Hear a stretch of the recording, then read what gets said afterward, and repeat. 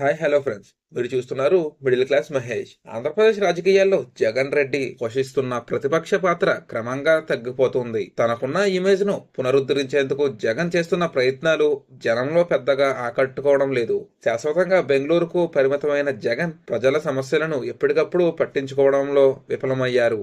Recorded press మీట్ల ద్వారా మాత్రమే ప్రజల సమస్యలపై స్పందిస్తున్న జగన్ విపక్ష నాయకుడిగా తగిన బాధ్యతలను చూపడం లేదు. షర్మిల మాత్రం ఈ పరిస్థితుల్లో తన సున్నితమైన రాజకీయ వ్యూహాలతో ప్రజల విశ్వాసాన్ని పెంచుతున్నారు. సోషల్ మీడియాలో అరెస్టుల వ్యవహారంలో వైసీపీ నేతలు తటస్థంగా వ్యవహరిస్తుండగా షర్మిల దూకుడు చూపుతున్నారు. ప్రభుత్వానికి వ్యతిరేకంగా మరింత స్పష్టమైన వైఖరితో షర్మిల నిరసనలు తెలియజేస్తున్నారు. అదానీ జగన్ డీల్ వంటి అంశాలను బహిర్గతం చేయడంలోనూ షర్మిల తన అభ్యంతరాన్ని ధైర్యంగా వ్యక్తం చేస్తున్నారు. గవర్నర్ ను కలుస్తూ షర్మిల తన రాజకీయ చొరవను మరింత బలపరిచారు.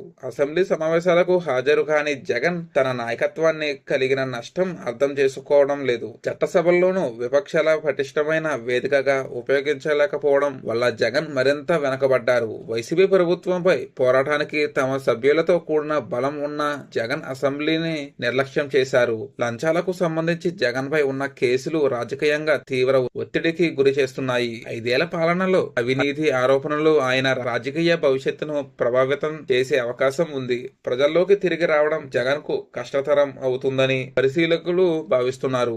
ఈ పరిస్థితుల్లో ప్రతిపక్ష రాజకీయాల్లో షర్మిలకు మరింత ప్రాధాన్యత పెరగడం ఖాయమేనని అభిప్రాయం వ్యక్తమవుతుంది. ఇది ఫ్రెండ్స్ ఈ రోజు వీడియో. ఇటువంటి మరిన్ని ఇంట్రెస్టింగ్ విషయాలు ఎప్పటికప్పుడు నోటిఫికేషన్ పొందడం కోసం ఇప్పుడే మన ఛానల్ ని సబ్స్క్రైబ్ చేసుకోండి. Thank you friends.